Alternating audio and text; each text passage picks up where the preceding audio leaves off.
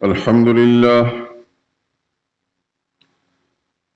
لله وحده والصلاة والسلام على من لا نبي بعده ولا رسول بعده ولا معصوم بعده. أما بعد فإن خير الحديث كتاب الله وخير الهدي هدي محمد صلى الله عليه وسلم وشر الأمور محدثاتها وكل محدثة بدعة وكل بدعة ضلالة وكل ضلالة في النار. أعوذ بالله من الشيطان الرجيم. بسم الله الرحمن الرحيم.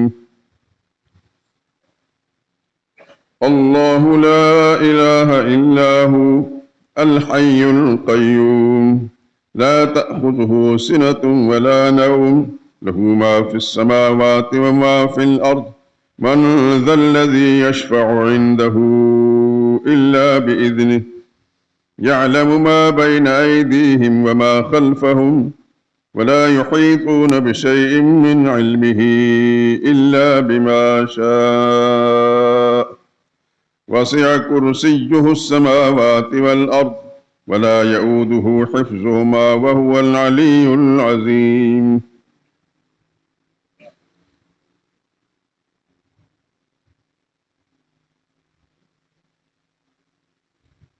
اللہ ہی الہ ہے، اس کے سوا کوئی اور الہ نہیں۔ وہ زندہ ہے، ہمیشہ رہنے والا ہے، سارے جہان کو سنبھالنے والا۔ اسے نہ اونگ آتی ہے نہ نیند، جو کچھ آسمانوں میں اور جو کچھ زمین میں ہے سب اسی کا ہے۔ کون ہے کہ اس کی اجازت کے بغیر اس سے کسی کی سفارش کر سکے؟ جو کچھ لوگوں کے روبرو ہو رہا ہے اور جو کچھ ان کے پیچھے ہو چکا اسے سب معلوم، اور وہ اس کی معلومات میں سے کسی چیز کا احاطہ نہیں کر سکتے۔ ہاں، جس قدر وہ چاہتا ہے اسی قدر معلوم کرا دیتا ہے۔ اس کی بادشاہی اور اس کا علم آسمان و زمین سب پر حاوی ہے۔ اسے ان کی حفاظت کچھ بھی دشوار نہیں، بڑا عالی شان اور عظیم الشان ہے۔ وقال اللہ تعالی فی مقام آخر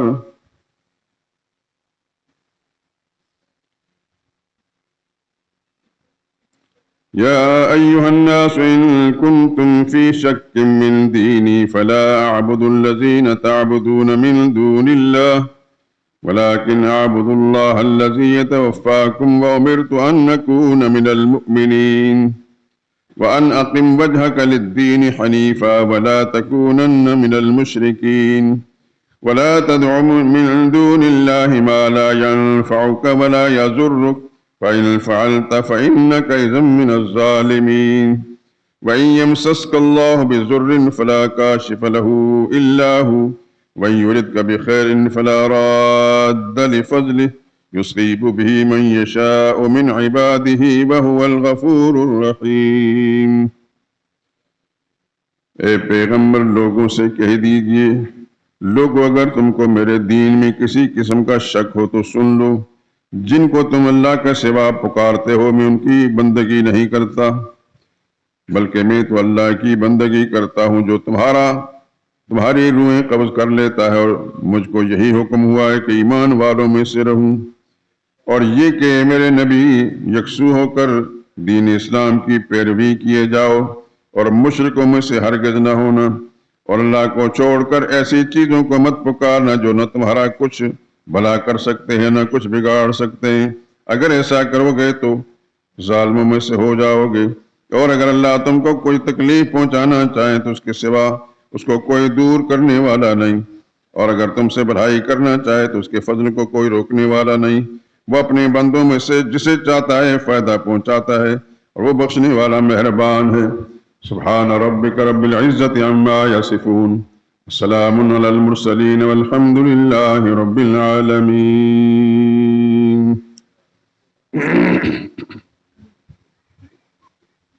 درود پاک پڑھ لیں۔ اللهم صل على محمد وعلى آل محمد وصليت على إبراهيم وعلى آل إبراهيم إنك حميد مجيد۔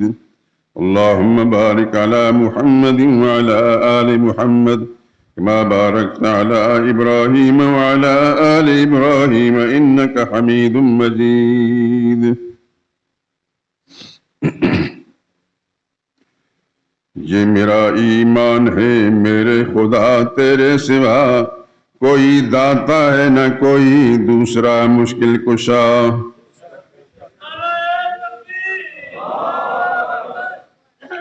سب تیرے بندے ہیں اور تو معبود اور مسجود ہے. سب تیرے محتاج ہیں، کیا انبیاء کیا اولیاء. حکم سے تیرے زمین و آسمان گردش میں ہیں، تابع فرما ہے تیرے بحر و بر آب و ہوا. کون ہے تیرے سوا بندہ نواز و دستگیر، تو ہی سنتا ہے شکست شیشہ دل کی صدا. زیب دیتی ہے تجھی کو سروری و برتری، تو سزاوار عبادت تجھ کو سجدہ ہے روا. تو جو چاہے ریت کے تودوں سے ہو چشمے رواں، تو نہ چاہے سانس لے سکتی نہیں موجے صبا. ذرہ ذرہ کہہ رہا ہے اشہد اللہ الہ، پتا پتا کی زباں ہے اور حمد کبریا. تو وہ قادر تیری قدرت عرش کرسی کو محیط ہے، تیری فرما روائی میں ظہور استوا. رہنمائی کے لیے معبوس فرمائے رسول، مدتوں تک یہ مقدس سلسلہ چلتا رہا. ہو گیا اتمام نعمت آنے والے آ گئے، آخری نقطہ پہ یہ دور نبوت رک گیا. یہ میرا ایمان ہے میرے خدا تیرے سوا کوئی داتا ہے نہ کوئی دوسرا مشکل کشا.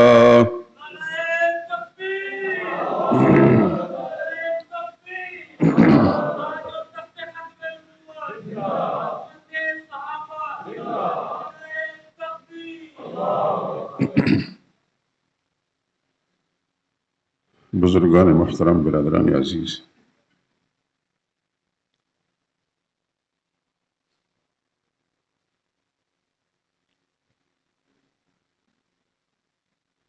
آپ حضرات میں اکثریت کے علم میں ہے کہ رمضان مبارک شروع دن سے ہی جس دین کے پیغام کے لیے مخصوص کیا گیا ہے وہ دین کا اساسی اور بنیادی مسئلہ ہے. اسی مسئلے کے لیے نبیوں نے ماریں کھائیں، اسی مسئلے کی خاطر رسول اللہ صلی اللہ علیہ وسلم کو طائف میں مارا گیا، لہو لہان کیا گیا. یہی مسئلہ ہے جس کی خاطر رسول اللہ صلی اللہ علیہ وسلم کا مکہ مکرمہ سے نکالا گیا. آپ کے نکلنے سے پہلے ایک سے زائد مرتبہ صحابہ کرام نے حبشہ کی طرف ہجرت کی.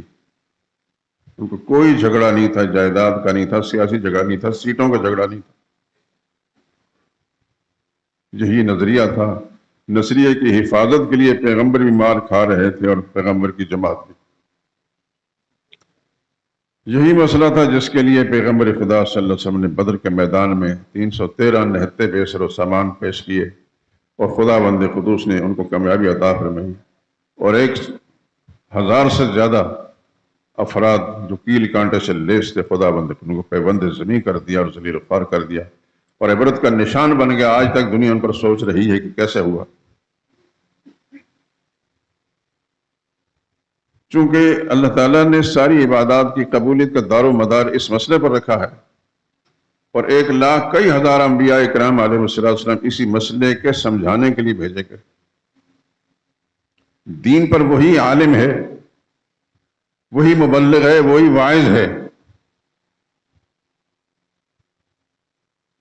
جو اس کی بنیاد پر خدا کے دین کی دعوت دیتا ہے. اگر اس کا اپنا عقیدہ بھی ٹھیک نہیں اور جو دین کی دعوت دے رہا ہے اس کی یہ بنیاد نہیں تو وہ جھوٹ بول رہا ہے، وہ فریب کر رہا ہے، فراڈ کر رہا ہے.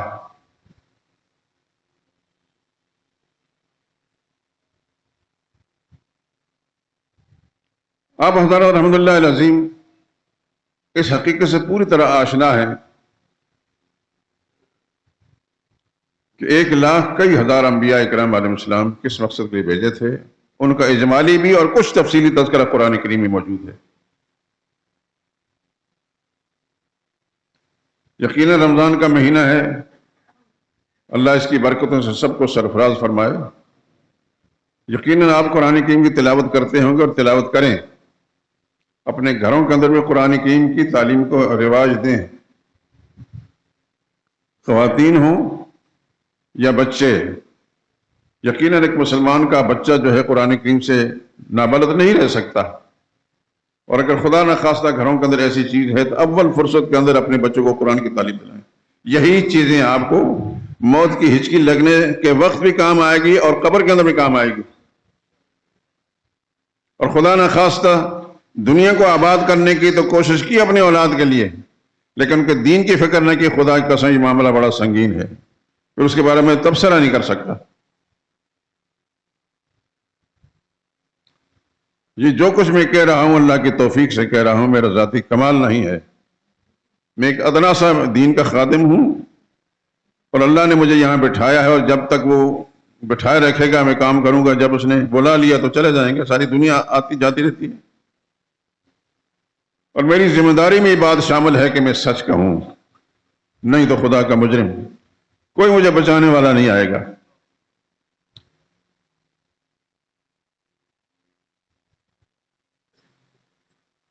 بطور تحدیث نعمت، تحدیث نعمت کا مطلب ہوتا ہے نعمت جو اللہ کا احسان ہے اس کا اظہار کرے۔ اما بنعمت ربک فحدث، قرآن کریم میں آتا ہے، اسی سے علماء نے یہ جملہ نکالا تحدیث نعمت، یعنی خدا کا جو انعام ہے آپ پر اس کا اظہار کریں کہ میرے رب کا یہ مجھ پر احسان ہے۔ بطور تحدیث نعمت یہ کہہ رہا ہوں کہ مسجد شہداء میری موجود شروع دن سے لے کر خدا کے بنیادی اور اساسی مسئلے کے مخصوص ہے۔ سارے مسائل اس پر موقوف ہیں، یہ نہیں کہ اور کوئی مسئلے بیان نہیں ہوئے، سارے ہی مسئلے بیان ہوئے الحمدللہ العظیم۔ اور آپ حضرات گواہ ہیں اس بات کے، پچھلا سال جو گزرا ہے، ایک سال تقریباً، اس میں میں نے محمد مصطفیٰ صلی اللہ علیہ وسلم کے خاندان اور کا تذکرہ کیا تھا، پورا سال یہ سلسلہ چلتا رہا، اور میں یقین سے کہتا ہوں، دعویٰ کرنا تو خیر میرے ممکن نہیں، پورے پاکستان میں اس ترتیب کے ساتھ یہ مسئلہ نہیں بیان ہے۔ اس کے لیے بہت انسان کو جان جوکھم میں ڈالنی پڑتی، پتہ کتنے اوراق پلٹنے پڑتے ہیں، کتنی کتابیں دیکھنی پڑتی ہیں۔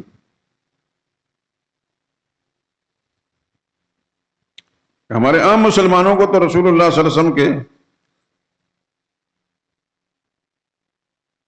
چچاؤں کا پتہ نہیں، رسول اللہ علیہ وسلم کی اپنی اولاد کا پتہ نہیں، کتنی ازواج مطہرات رسول اللہ علیہ وسلم کی تھے کچھ پتہ نہیں، کون پہلے کون پیچھے، کتنا وقت رسول اللہ علیہ وسلم کے ساتھ گزارا کچھ پتہ نہیں۔ میں نے بتایا تھا شاید، میرے پاس اسلام آباد سے ایک صاحب آئے، نام نہیں لیتا میں، کسی کی تذلیل مقصود نہیں ہے، اپنی جگہ ان کا بڑا نام ہے، کام ہے۔ مجھ سے کہنے لگے رسول اللہ صلی اللہ علیہ وسلم کی جو پہلی صاحبزادی تھی سیدہ زینب رضی اللہ تعالی عنہا، ان کے شوہر کا کیا نام تھا؟ ان کے اس پوچھنے سے مجھے ایک چوٹ لگی میرے دل پر، قسم خدا کی۔ ایک عالم مجھ سے یہ پوچھ رہا ہے، وہ لوگوں کو کیا بتائے گا؟ گو کہ میں ایک ادنا طالب علم ہوں اور تھا، لیکن کم از کم اتنا ہے کہ میں جس پیغمبر کا ہم نے کلمہ پڑھا ہے، جس کا ہم نام لیتے ہیں، جس کا پیغام لوگوں کو سناتے ہیں، اس کی شخصیت، ان کی ذات سے متعلق جتنی چیزیں ہیں ان کی پہچان بھی ہمیں نہیں، ہم کیسے مولوی ہیں؟ مجھے تکلیف تو ہوئی، لیکن بعد میں پھر ان کو بتا دیا، اور آج تک مجھے یہ بات بھولی نہیں۔ اس طرح کے کتنے ہی لوگ ہیں۔ اگر رسول اللہ صلی اللہ علیہ وسلم کے داماد کا پتہ نہیں، آگے ان کی اولادوں کا کیا پتہ ہوگا؟ ایک بات میں کہوں گا، روافض نے بڑی کوششیں کی ہے، محنت کی ہے، اس بات کی ان کو داد دینی پڑتی ہے کہ سیدنا علی رضی اللہ تعالیٰ عنہ کے خاندان کا خوب تعارف کرایا۔ کوئی مسلمان ایسا نہیں جو رسول اللہ صلی اللہ علیہ وسلم کے نواسوں کو نہ جانتا ہو، سیدنا حسن، سیدنا حسین کو، رضی اللہ عنہما. کون مسلمان ہے جو رسول اللہ صلی اللہ علیہ وسلم کی آخری صاحبزادی سیدہ فاطمہ کو نہ جانتا ہو؟ لیکن یہ ہمارے سنی مسلمانوں کی کاوشیں نہیں ہیں. سن لیں اچھی طرح، یہ جو تعارف ہے ان لوگوں کی وجہ سے ہے، لیکن بے شمار جھوٹ ان کے حوالے سے بولا گیا ہے. یہ موقع نہیں، کسی دوسرے موقع پر انشاءاللہ. ملا علی قاری بہت بڑے محدث گزرے ہیں، مفسر گزرے ہیں، ہرات کے رہنے والے تھے، افغانستان کے. بڑا عرصہ انہوں نے کام کیا، پھر مکہ معظمہ جا کر آباد ہوئے. بڑا کام کیا انہوں نے، بڑا نام ہے ان کا. ان کی ایک کتاب ہے موضوعات کبریٰ، لوگوں نے ترجمہ کرنے والے موضوعات کبیر بھی لکھ دیا ہے. اس کے اندر یہ لکھا ہے، اس کے علاوہ اس سے پہلے بھی، اور علامہ ابن قیم نے بھی لکھا اپنی کتاب میں، وضاحت الرافضہ فی فضائل علی والے بیت ہی نحو 300,000. رافضیوں نے حضرت علی رضی اللہ تعالیٰ عنہ کی اور ان کے خاندان کے لوگوں کی فضائل میں 3 لاکھ سے زیادہ روایتیں گھڑی ہیں. میں نے عبارت بھی آپ کو سنا دی، دل چاہے تو میرے پاس کتاب موجود ہے، کتاب دکھا سکتا ہوں. 3 لاکھ روایتیں صرف ایک خاندان کے بارے میں گھڑی گئی ہیں. قیاس کن ز گلستان من بہار برا، آگے آگے دیکھیے ہوتا ہے کیا. اور میرا مسلمان سنی مولوی رسول اللہ صلی اللہ علیہ وسلم کی پہلی صاحبزادی کے شوہر کا نام نہیں جانتا، وہ لوگوں کیا بتائے گا؟ اگر اسے یہ پوچھا جائے کہ اس صاحبزادی کی جو اولاد تھی ان کا کیا کیا نام ہے، دوسری صاحبزادی کون تھی، اس کی اولاد کا کیا نام ہے؟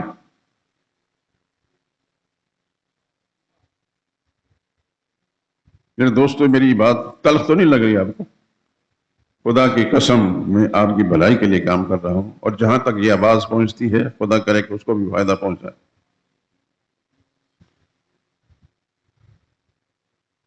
مجھے صرف دکھ اس بات کا ہے کہ میرا سنی کے لانے والا عالم وہ اتنا بے خبر کیوں ہے کہ وہ اپنے عوام کو کیا خبردار کرے گا.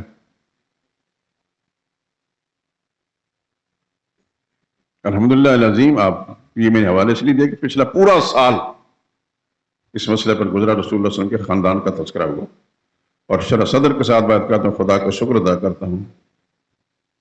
رسول اللہ صلی اللہ علیہ وسلم کے کتنے چچا تھے، ان کی اولادیں کتنی تھیں، کتنی پھوپھیاں تھیں. رسول اللہ صلی اللہ علیہ وسلم کے ماموں کون کون تھے، آپ حضرات نے کسی کتاب میں نہیں پڑھا ہوگا، سنا بھی نہیں ہوگا. میں نے ایک صاحب سے، جو بڑے صاحب علم صاحب قلم بھی ہیں، ان سے پوچھا رسول اللہ صلی اللہ علیہ وسلم کے مسلمان ماموں کتنے تھے، میں نے پوچھا. اس نے ہنس کر، یہاں نہیں رہتے، دور رہتے ہیں، ہنس کر کہنے لگے قاضی صاحب مجھے تو کافر ماموں کا پتہ نہیں، آپ مسلمان ماموں پوچھتے ہیں. خیر، یہ ان کی علم کی کمزوری نہیں، توجہ کی کمزوری ہے. توجہ ادھر دیتے مجھ سے زیادہ جانتے ہو، کیونکہ اتنی شاندار کتابوں نے لکھی ہیں کہ ہم ان کتابوں کو پڑھ کر خوشی مناتے ہیں، خدا تعالیٰ نے سے یہ کام لیا. لیکن بات ہے توجہ کی. ہماری اکثریت مسلمانوں کی ایسی ہے کہ حضور صلی اللہ علیہ وسلم کا نام آتا ہے تو اپنے انگوٹھے چومیں گے، صدقے یا رسول اللہ کہیں گے، لیکن رسول اللہ کے خاندان کو نہیں جانتے. ازواج مطہرات میں سے سب سے پہلی زوجہ سیدہ خدیجہ رضی اللہ تعالی عنہا ہے. کتنا عرصہ حضور کے ساتھ گزارا یہ معلوم نہیں، اور جھوٹی باتیں بہت سے لوگوں کو معلوم ہے. رسول اللہ صلی اللہ علیہ وسلم کی زوجیت میں جب آئیں تو ان کی عمر کتنی تھی؟ ایک موضوع سی روایت کہ ان کی عمر 40 سال تھی اور رسول اللہ صلی اللہ علیہ وسلم کی 25 سال تھی. سچ یہ ہے کہ حضور صلی اللہ علیہ وسلم کی عمر مبارک بھی 25 سال تھی اور ان کی عمر بھی 25 سال تھی. سن لی آپ نے، کانوں میں گزر گئی بات، تحقیق کریں آپ، نہیں تو میرے پاس آئیں، میں انشاءاللہ بتاؤں گا.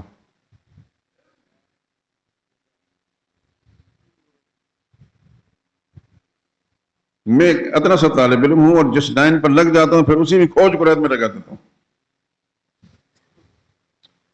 اور خوشخبری سناتا ہوں کہ رسول اللہ صلی اللہ علیہ وسلم کے ازواج مطہرات کا تذکرہ مکمل ہو گیا ہے۔ الحمدللہ العزیز، الحمدللہ۔ اب یہ دعا کریں کہ اس کو میں کمپوزنگ کرا کے پرنٹ کرا سکوں اور آپ حضرات تک اپنی زندگی پہنچا سکوں۔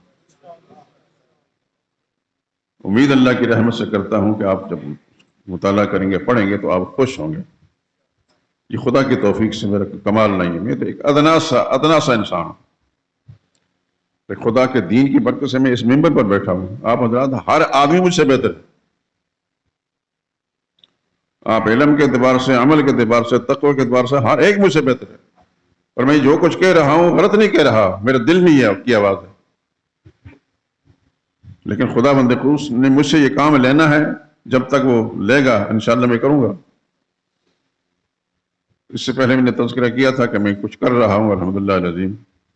طبیعت میری مسلسل خراب رہتی ہے، گھنٹہ بھر لکھتا ہوں پھر جا کر لیٹ جاتا ہوں، پھر تھوڑی دیر بے چینی رہتی طبیعت کے اندر، پھر لکھتا ہوں پھر لیٹ جاتا ہوں، یہ حالت۔ لیکن کرتے کرتے الحمدللہ اللہ نے مکمل کرا دی۔ آخری چند سطریں رہتی ہیں۔ 13 ازواج مطہرات کا تذکرہ، یہ بھی میں بتا دوں، نبی کریم صلی اللہ علیہ وسلم کی 13 ازواج مطہرات کا تذکرہ لکھا ہے، الحمدللہ العظیم۔ وہ دعا کریں کہ اللہ کو سبب بنا دے، اسباب پیدا ہو جائیں تاکہ میں اس کو چھپوا بھی سکوں۔ وہ غیبی سبب بن گیا تو انشاءاللہ العزیز آپ حضرات تک پہنچ جائے گی، کیونکہ میرے پاس تو وسائل نہیں ہوتے۔ اس سے پہلے جو کچھ بھی خدا کی توفیق سے ہوا ہے، کوئی نہ کوئی ساتھی مجھے مل گیا تو اللہ تعالیٰ اسے جزائے خیر عطا فرمائے، کتاب وجود میں آ گئی۔ پھر حوالہ دینے کا مقصد یہ تھا کہ پورا سال میں رسول اللہ صلی اللہ علیہ وسلم کے خاندان کا تذکرہ کرتا رہا، اور آپ حضرات سنیں۔ یہ نہیں کہ میں نے صرف مسئلہ توحید پر ہی ساری توجہ دی ہے، مسئلہ توحید تو اساس ہے، بنیاد ہے دین کی۔ نماز کے مسائل پر بھی الحمدللہ میں نے زبانی گفتگو بھی کی ہے اور کتاب بھی لکھی۔ مسائل زکوٰۃ بھی میں نے لکھے ہیں، الحمدللہ العظیم۔ یہ خدا کی توفیق ہے، اور آپ سے درخواست ہے سب دوستوں سے کہ میرے لیے دعا کریں کہ خدا تعالیٰ مجھے صحت و عافیت سے رکھے اور کام لینے، دین کا کام، اور کچھ بھی نہیں، مجھے کوئی مطلوب نہیں میرے زندگی، اللہ مجھ سے دین کا کوئی کام لے لے۔ آیت الکرسی میں نے پچھلے جمعے میں پڑھی تھی۔ یہ بتا دیا تھا کہ قرآن کریم کی سب سے عظیم آیت ہے، سب سے عظیم آیت ہے۔ اس شان کی آیت نہ قرآن میں ہے، نہ تورات میں، نہ انجیل میں، نہ زبور میں، نہ دیگر صحائف میں۔ یہ محمد مصطفیٰ صلی اللہ علیہ وسلم کے فرمان میں آپ حضرات ذکر کر رہا ہوں۔ کیوں اتنی شان والی آیت ہے؟ اس کے اندر وہی مسئلہ ہے، ایک ہی، اس میں کوئی اور مسئلہ نہیں۔ جس مسئلے پر آپ کی نماز کی صحت، زکوٰۃ کی صحت، آپ کے روزے کی صحت، آپ کی قربانیوں کی صحت، آپ کے حج عمرے کی صحت موقوف ہے، وہ مسئلہ یہی ہے، مسئلہ توحید۔ توحید کا کیا معنی ہے؟ ایک ماننا، ایک جاننا۔ کس کو؟ اللہ ہی کی ذات کو۔ دیکھیں سورہ اخلاص، جس کا پہلا جو قل هو اللہ احد، میرے نبی اعلان کر دیں اللہ احد ہے۔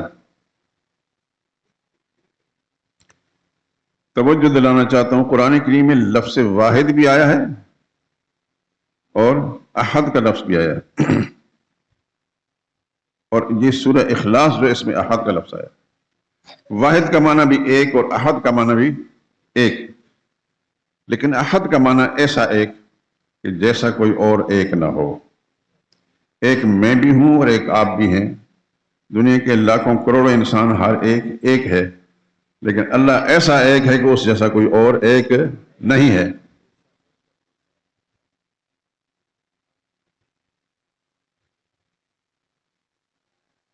اسی لیے اس سورہ مبارکہ کو، سورہ اخلاص کو، یہ مقام حاصل ہے۔ آپ کو میں نے شاید اس سے پہلے مجھے یاد پڑتا ہے کہ میں نے کہا تھا کہ ایک صحابی، ان کا انتقال ہو گیا، نبی کریم صلی اللہ علیہ وسلم کی موجودگی میں نہیں، کہیں دور۔ نام تھا معاویہ موزنی، رضی اللہ تعالیٰ عنہ، بعض نے معاویہ بن معاویہ مزنی لکھا ہے،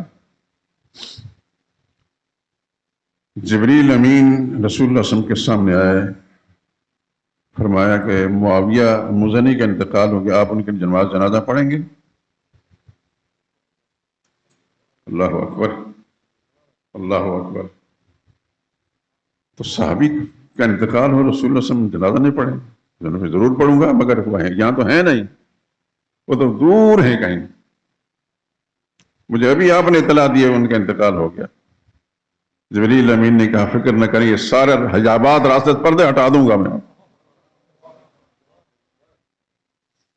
اور ہٹا دیے۔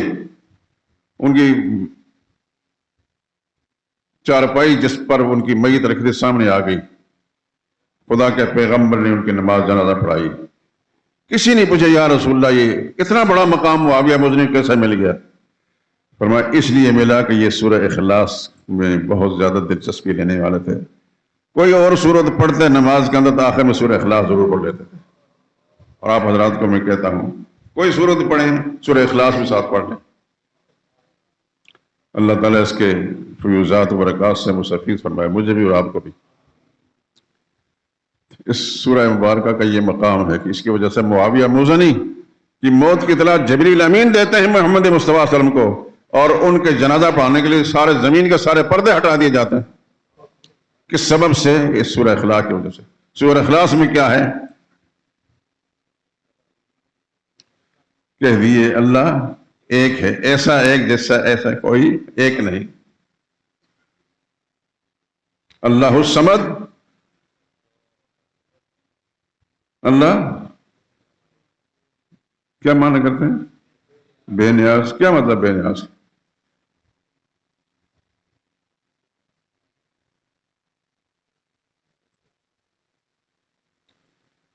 اللہ اکبر۔ ہمارے بزرگوں میں بہت سارے بزرگ گزرے ہیں، مولانا حسین علی صاحب رحمۃ اللہ تعالی علیہ، سن لیا نا آپ نے نام؟ نہیں سنے؟ نہیں جانتے آپ؟ خاص طور پنجابیوں کو تو نہیں جاننا چاہیے۔ میاں والی میں گزرے ہیں کہ ایک اللہ کا ولی، وہ فرمایا کرتے تھے اللہ الصمد کا معنی جس کی طرف ہر ایک ہر وقت ہر چیز میں محتاج ہو، اور وہ کسی کی طرف کسی وقت کسی چیز میں محتاج نہ ہو، اس کو صمد کہتے ہیں۔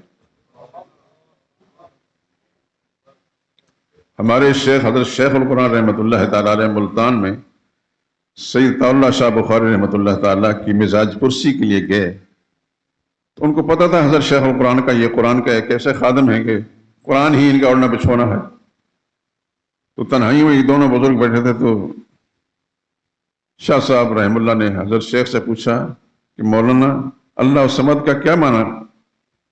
انہوں نے فرمایا میرے شیخ بھی منع کرتے تھے جس کی طرف ہر ایک ہر وقت ہر چیز میں محتاج ہو، اور وہ کسی کی طرف کسی وقت کسی چیز میں محتاج نہ ہو، وہ صمد ہے۔ تو شاہ جی رحمۃ اللہ تعالی نے پنجابی معنی کیا، کیا کہنے، سبحان اللہ، خدا کی ارب میں رحمت نازل ہوں۔ جس دی باجوں کسی دا کام نہ ٹرے، اور وہ دا کام ہر کسی باجوں پہ ٹرے، کتنا مختصر اور جامع معنی کیا۔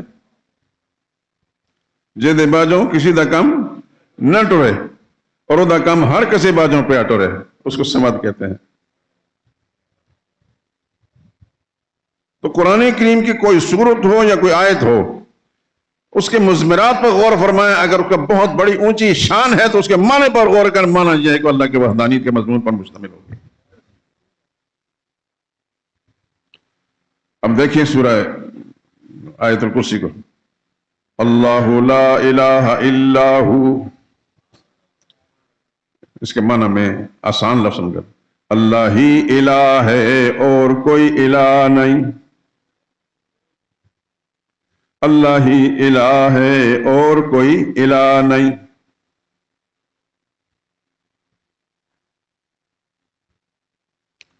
لیکن یہ ابھی تک وضاحت طلب ہے کہ الہ کسے کہتے ہیں،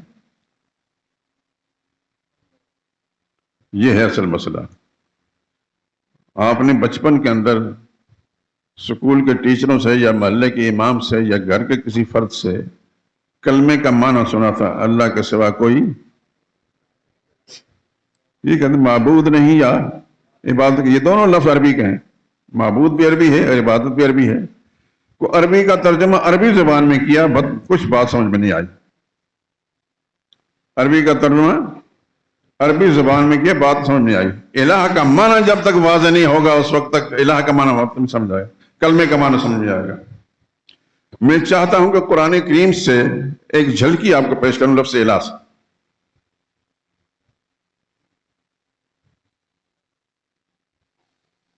قرآن کریم کی تلاوت یقیناً آپ کرتے ہوں گے، اللہ تعالیٰ توفیق دے اور قبول بھی فرمائے۔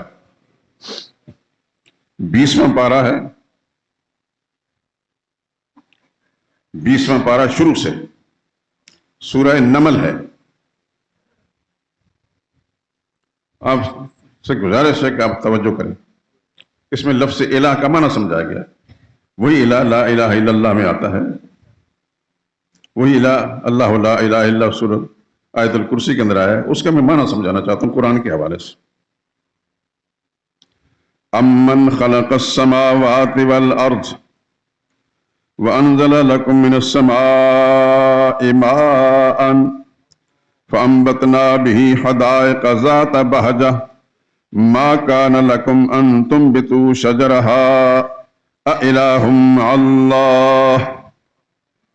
لفظ الہ آیا ہے نا، بھلا کس نے بنایا آسمان اور زمین، یہ ترجمہ کر رہا ہوں، یہ پوچھا جا رہا ہے مجھ سے اور آپ سے، بھلا بتاؤ آسمان اور زمین کس نے بنائے، اور تمہارے لیے آسمان سے پانی کس نے برسایا،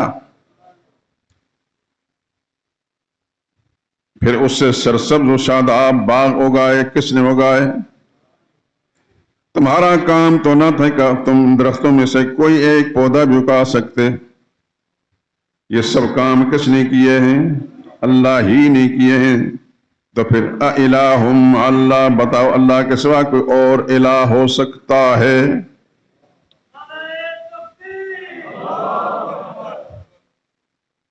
دوسرا سوال، امن جعل الارض قرارا وجعل خلالها انہارا وجعل لها رواسي وجعل بين البحرين حاجزا أإله مع الله۔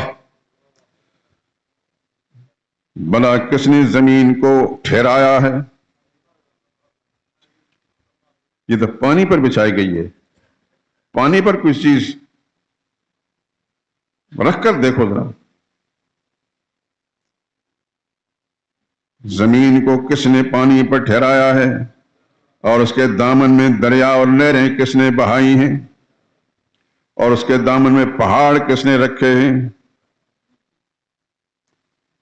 اور دو دریاؤں کے درمیان ایک کھاری ہے ایک میٹھا ہے، اس کے اندر اوٹ کس نے رکھی ہے، فرق کس نے رکھا ہے، ایک کا رنگ سفید ہے دوسرے کا کالا ہے، بتاؤ یہ فرق کس نے رکھے ہیں؟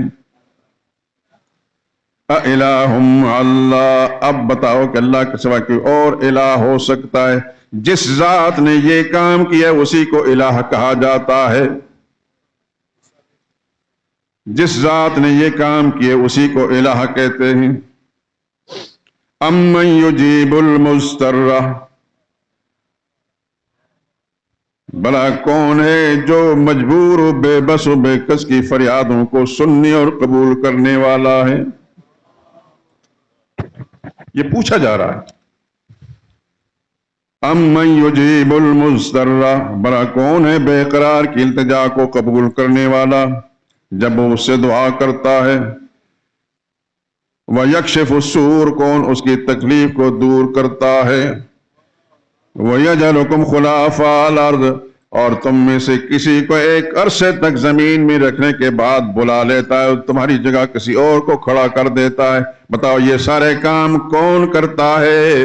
اللہ پوچھتے ہیں اِلٰہٌ مع اللہ، کیا اللہ کے سوا کوئی اور الہ ہو سکتا ہے؟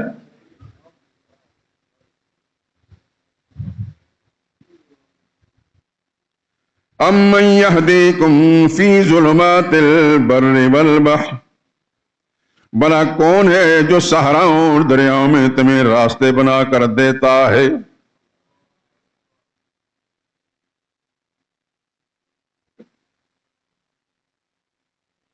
اندھیرے میں سمندر میں چل رہے ہو تو تمہیں کیا پتا ہے کہ میری منزل کس رخ پر ہے؟ لمبے چوڑے صحراؤں کے اندر اندھیروں میں چلتے تمہیں کیا معلوم کہ میں نے کدھر جانا ہے؟ اس وقت تمہاری رہنمائی کون کرتا ہے؟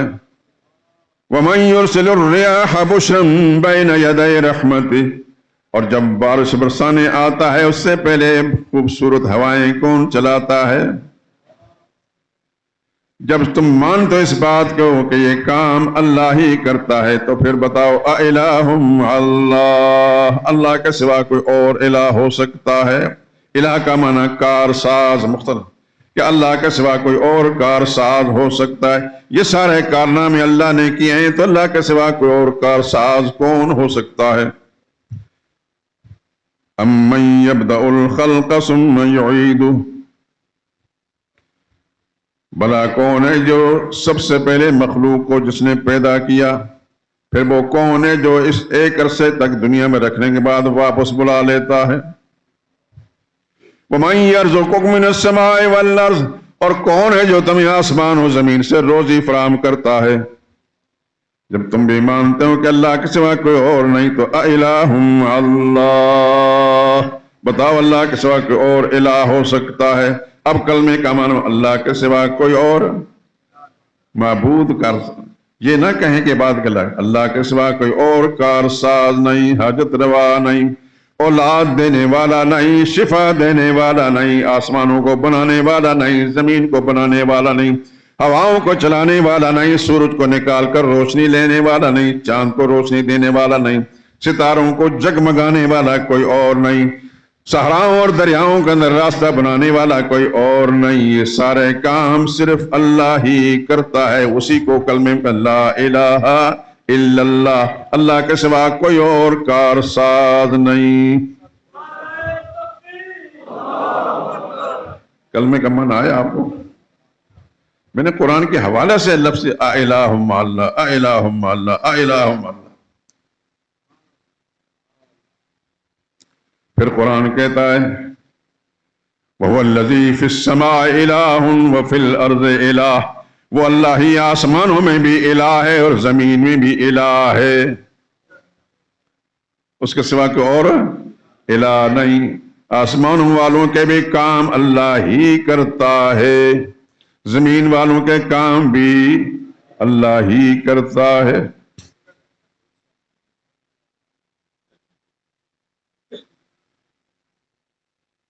وَمَن يَقُلْ مِنْهُمْ إِنِّي إِلَٰهٌ مِّن دُونِهِ، اور اگر کوئی آسمان و زمین والوں میں سے کوئی کہہ دے کہ میں اللہ کے سوا الہ ہوں، فَذَلِكَ نَجْزِيهِ جہنم، اللہ فرماتے ہیں ہم اس کو جہنم میں جھونک دیں گے۔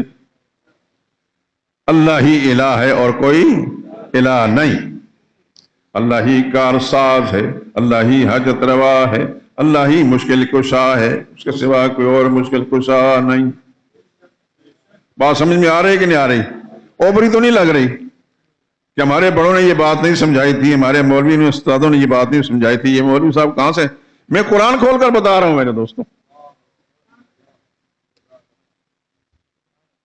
یہ اللہ کا کلام ہے، میرے باپ کی کتاب نہیں، یہ اللہ کا کلام ہے، یہی کلام ہے جو محمد مصطفیٰ صلی اللہ علیہ وسلم کے سامنے پیش کیا تھا، جو قیامت تک باقی رہے گا۔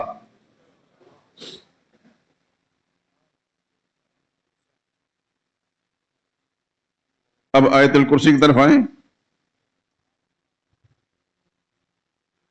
اللہ لا الہ الا ہو، اللہ ہی الہ ہے اور کوئی الہ نہیں ہے، کوئی اور الہ نہیں دیکھا ہے؟ الحی، یہ اس کی صفات نہیں ہے، وہ ایسا الہ ہے کہ دائمی ابدی زندگی والا ہے، اس کو یہ زندگی کسی نے نہیں دی، اللہ ذاتی زندگی والا ہے، اس کی ہر صفت ذاتی ہے۔ ہمیشہ ہمیشہ زندہ رہنے والا وہ ہے، اور اس کے سوا کوئی زندہ رہنے والا نہیں۔ جو اس دنیا میں آیا اس کو واپس اس نے بلا لیا، اور جانے ہی کے لیے آیا ہے، رہنے کے لیے نہیں آیا۔ دائمی ابدی سدا زندگی صرف اللہ ہی کی ہے۔ القیوم دوسری صفت، وہ قیوم ہے۔ قیوم کسے کہتے ہیں؟ کسی کا آپ کے عزیزوں میں عبد القیوم نہ ہو تو قیوم نہ کہا کریں۔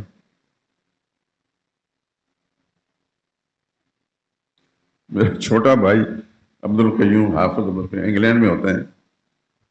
عبد القیوم نام رکھ دیا، وہ علاقے میں جو ایک جہالت عام ہے، قیوم قیوم کہنے لگے۔ مجھے جب پتہ چلا تو میں نے سختی سے منع کر دیا، کوئی شخص ان کو قیوم نہ کہے، قیوم صرف اللہ کی ذات ہے، یہ عبد القیوم ہے۔ بس اس دن کے بعد پھر اس کو قیوم کسی نے کہا۔ القیوم جو ساری دنیا کو تھامنے والا ہے، سنبھالنے والا ہے۔ زمینیں کس نے تھامی ہوئی ہیں؟ بولیں، زمینیں کس نے تھامی ہوئی ہیں؟ آسمان کس نے تھامے ہوئے ہیں؟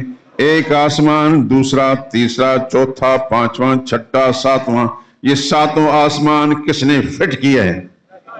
کب سے فٹ کیے ہیں؟ اور پھر کون سنبھال رہا ہے؟ قیامت تک سنبھالے گا۔ القیوم اسے کہتے ہیں جو سارے جہان کو تھامنے والا ہے، سنبھالنے والا ہے۔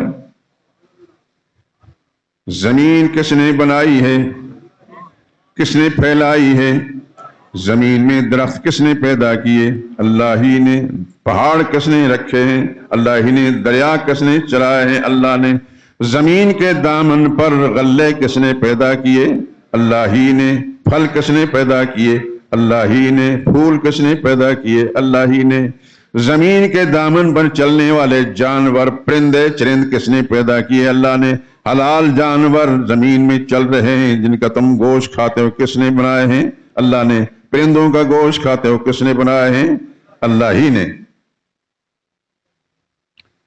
جانوروں کا دودھ پیتے ہو، وہ دودھ کس نے ان کے وجود میں رکھا؟ اللہ اکبر۔ قرآن کریم میں ایک عجیب اسلوب ہے، وَإِنَّ لَكُمْ فِي الْأَنْعَامِ لَعِبْرَةً۔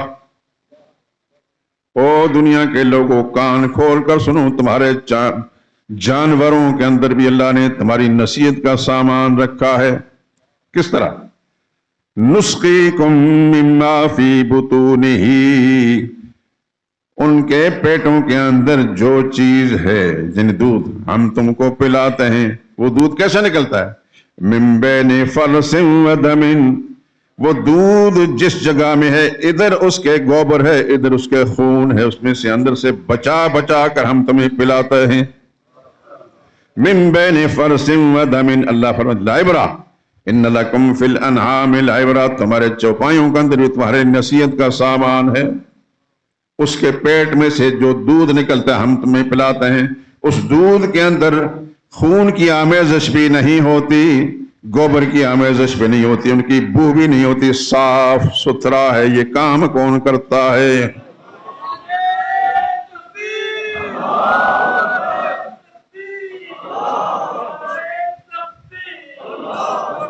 اللہ اکبر۔ یا اللہ تیرے سمجھانے پر قربان جائے، کیا اسلوب ہے۔ پہلے فرمایا لعبرہ، کان کھول کر سنو، تمہاری نصیحت ہے۔ من بین فرث و دم، تین خانے ہیں، ایک میں گوبر ہے، ایک میں خون ہے، اور ایک میں دودھ ہے۔ دودھ میں نہ گوبر کی آمیزش ہے نہ خون کی ہے، حتیٰ کہ ان کی بو بھی نہیں ہے۔ لبناً خالصاً، وہ خالص دودھ ہے۔ اس گوبر سے اور خون سے بچا بچا کر انسان میں تمہیں خالص دودھ پہنچایا ہے۔ جب تیرے پاس پہنچتا ہے تو تو دنیا بھر کی چیزیں ملا کر مسلمانوں کو پلاتا ہے۔ کتنا بڑا بدنصیب انسان ہے۔ خالصاً، اللہ نے لبناً خالصاً، دودھ خالص، سائغاً للشاربین، پینے والوں کے لیے بڑا زود ہضم ہے۔ اللہ فرماتے ہیں ان تعدوا نعمت اللہ ما بکم من نعمت فمن اللہ۔ او انسان، تم اپنے پیر کے ناخن سے لے کر سر کی چوٹی تک دیکھ، ایک چیز پر غور کرے، جو تمہارے اندر نعمتیں ہیں اللہ ہی کی دی ہوئی ہیں. تمہارے دماغ ٹھیک ہے، اللہ کی نعمت. آنکھیں ٹھیک ہیں، اللہ کی نعمت. سونگنے کی طاقت ٹھیک ہے، اللہ کی نعمت. سننے کی طاقت ٹھیک ہے، اللہ کی نعمت. بولنے کی طاقت ہے تو اللہ کی نعمت. چھونے کی طاقت ہے تو اللہ کی نعمت. چلنے کی قوت ہے تو اللہ کی نعمت. ان تعدوا نعمت اللہ، او انسان اللہ کے نعمتوں کو، اس کے احسانات کو گننا چاہو تو گن نہیں سکو گے.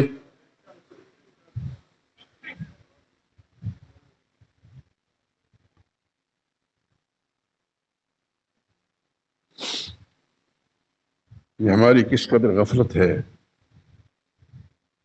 اللہ کی اس قدر نعمتیں ہمارے وجود کے اندر.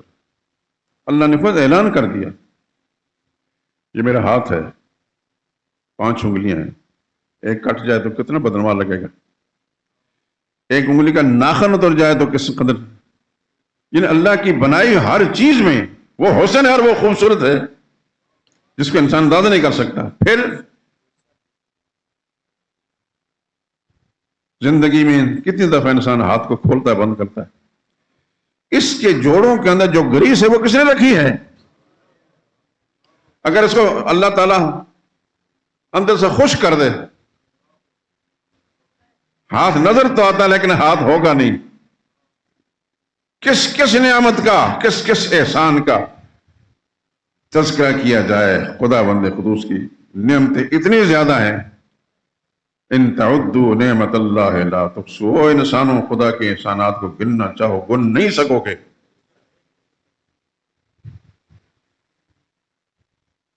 عورت کے چہرے پر خدا نے داڑھی نہیں بنائی، اس کا حسن اسی میں ہے. مرد کے چہرے پر خدا نے داڑھی بنائی، اس کا حسن اس میں ہے. اگر اس کے چہرے کی میں اللہ داڑھی نہ بناتے، وہ قادر مطلق ہیں، تو کیا فرق ہوتا مرد اور عورت میں؟ یہ بدنما لگتا. مرد ہو کر داڑھی خدا نے نہیں بنائی لیکن اس کے باوجود عورت داڑھی نہ ہو کر خوشنما لگتی ہے، خوبصورت لگتی ہے. یہ داڑھی نہ ہو تو بدنما لگے گا، داڑھی کے ساتھ خوبصورت لگتا ہے. خدا کرے کہ میرا مسلمان نوجوان داڑھی رکھ لے. اس کے اندر خدا نے ایک حسن رکھا ہے، اس میں روب ہے، وقار ہے.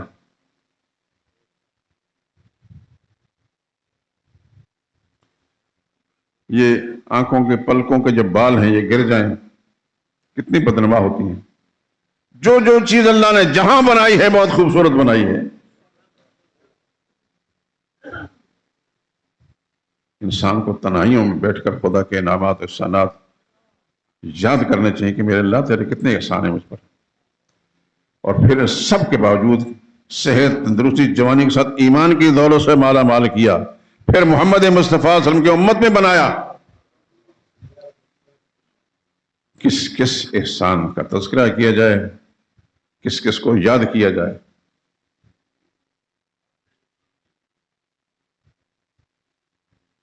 آیت الکرسی کی 2 جملے بھی پڑھیں. الحی القیوم، وہ زندہ سدا زندگی والا ہے، اس کو زندگی کسی نے نہیں دی اور نہ کوئی موت دے سکے گا. وہ ازل سے ہے اور ابد تک ہے اور ساری دنیا کو تھامنے والا، سنبھالنے والا ہے. قائم بنفسہ وقیوم لغیرہ، خود قائم ہے، کوئی اس کو سنبھالنے والا نہیں، دوسروں کو سنبھالنے والا وہ ہے. آسمان بھی اسی نے سنبھالے ہوئے ہیں، زمینیں بھی اسی نے سنبھالی ہوئی ہیں. چاند بھی اس نے آسمانوں کے اندر فٹ کیا ہے، اس کو روشنی دی ہے. اللہ اکبر. کبھی انسان تم نے غور کیا کہ اس چاند سے جب تو روشنی لے رہا ہے، صرف روشنی دے تیری فصلوں کو بھی پکاتا ہے. سورج روشنی نہیں دیتا، فصلوں کو پکاتا ہے، اور چاند روشنی بھی دیتا ہے. چاند اور ستارے تمہاری فصلوں میں لذت رس بھرتے ہیں. کبھی اس انسان نے غور کیا کہ یہ اللہ پاک کی نعمتیں جس سے میں کیا کیا فائدہ اٹھا رہا ہوں. کبھی ای آلاء ربکما تکذبان، اپنے رب کی کس کس نعمت کو جھٹلاؤ گے.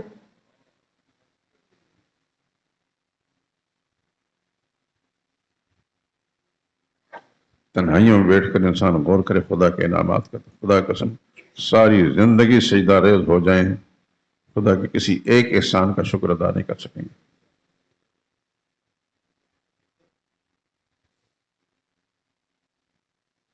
میں نے اشاروں سے بتایا کہ ہمارے ہاتھوں کے اندر کتنی جوڑ ہے،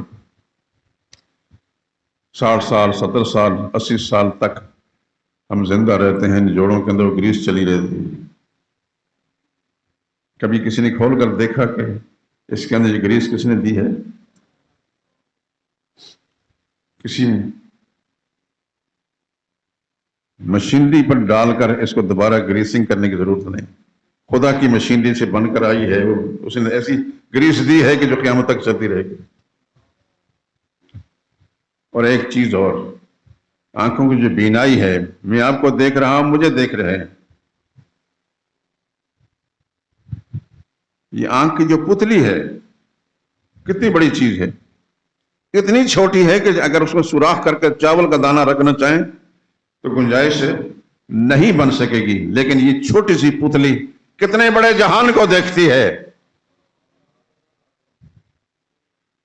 باہر نکل کے آسمان کے اندر کتنا بڑا آسمان، آپ اس کا اندازہ نہیں کر سکتے، جتنا آسمان آپ کو نظر آتا ہے وہ لاکھوں میل کے پھیلاؤ سے بھی زیادہ ہے۔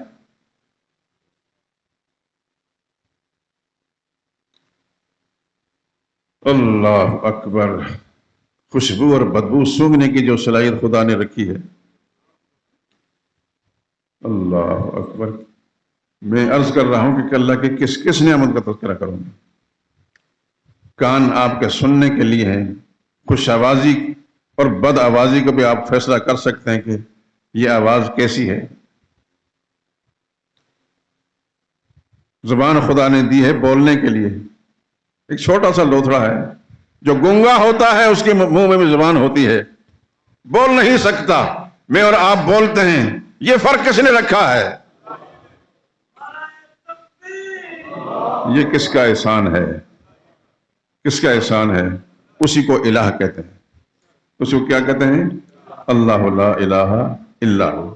مت بھولیں اس بات کو، الہ اسی کو کہتے ہیں، یہ اس کے سارے کارنامے ہیں۔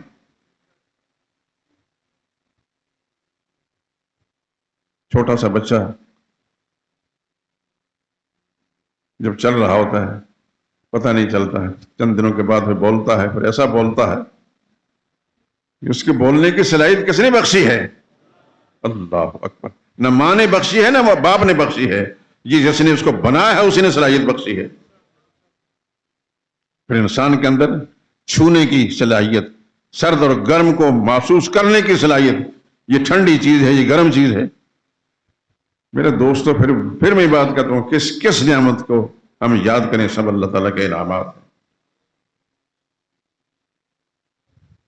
اللہ اکبر۔ زندگی نے اگر ساتھ دیا، آپ دعا کریں گے نا؟ نہیں کریں گے؟ بولتے نہیں۔ میں بطور تحدیث نعمت کہتا ہوں، میں آپ سب کے لیے دعا کرتا ہوں، آپ مانیں یا نہ مانیں، میں سب کے لیے دعا کرتا ہوں، لیکن پون گھنٹہ میں آپ سب لوگوں کے لیے دعا کرتا ہوں۔ کچھ تو ایسے ہوتے ہیں جن کا نام معلوم ہے اور چہرے شناسا ہوتے ہیں، کچھ ایسے ہوتے ہیں نام معلوم نہیں، چہرے شناسا نہیں، لیکن علم الہی میں سب کچھ ہے۔ یا اللہ میرا جو حلقہ احباب ہے، دنیا آخرت کی بھلائیاں نصیب، ان کو سکھ اور سکون نصیب کرا۔ الحمدللہ العظیم، میں آپ پر احسان نہیں کر رہا، یہ میرے رب کی مہربانی ہے، لیکن آپ سے درخواست کرتا ہوں آپ میرے لیے دعا کریں۔ کریں گے؟ ہاتھ کھڑا کریں۔ جزاکم اللہ خیر، اللہ جزائے خیر دے، اللہ آپ کو جزائے خیر دے۔ جب تک میں زندہ ہوں انشاءاللہ کل میں حق بلند کرتا رہوں گا، اور آپ کو جو اللہ کے کلام کے یہ انوارات ہیں، یہ بہاریں انشاءاللہ دکھاتا رہوں گا۔ بات ختم کرنا چاہتا ہوں، پچھلے جمعے میں نے آپ حضرات سے اپنے دینی مدارس کے لیے جہاں سے میں فیض حاصل کر کے آیا ہوں کچھ اپیل کی تھی، یقیناً آپ حضرات نے ساتھ دیا، اللہ آپ کو جزائے خیر عطا فرمائے، اللہ بہت زیادہ دے، اتنا جس کو آپ سنبھال نہ سکیں، لیکن پچھلے برسوں کے مقابلے میں اس دفعہ کچھ تعاون کم ہوا ہے، تو درخواست کرنے کا مقصد یہ ہے کہ اس پر توجہ دیں۔ اس میں صرف زکوٰۃ نہیں ہوتی، ویسے بھی انسان تعاون کر سکتا ہے، صدقہ فطر آپ نے دینا ہے وہ بھی دے سکتے ہیں، کسی نے فدیہ دینا ہے، مثلا ایک آدمی روزہ نہیں رکھ سکتا کسی بیماری کے سبب سے، کسی بڑھاپے کے سبب سے، تو اس نے فدیہ دینا ہے، اس کے علاوہ جو بھی منتیں ہوتی ہیں، نظریں ہوتی ہیں، وہ بھی دے سکتا ہے. آپ حضرات سے میں اپیل کرتا ہوں. میں شکر گزار بھی ہوں کہ آپ میری سے نحیف سی آواز پر توجہ دیتے ہیں. تو یہ ایک گزارش ہے کہ اس سلسلے میں تھوڑی سی توجہ مزید مبذول کریں. اللہ تعالیٰ دنیا آخرت کی برکتیں نصیب فرمائے، آپ کو جسمانی سلامتی، ایمانی سلامتی نصیب کرے، آپ کے گھروں کو خدا دین سے آباد کرے، آپ کو خدا بندے کو دنیا میں کسی کا محتاج نہ رکھے، اپنے جناب سے، اپنے غیب کے خزانوں سے آپ کی ضرورتیں پوری فرمائے. وآخر دعوانا الحمدللہ.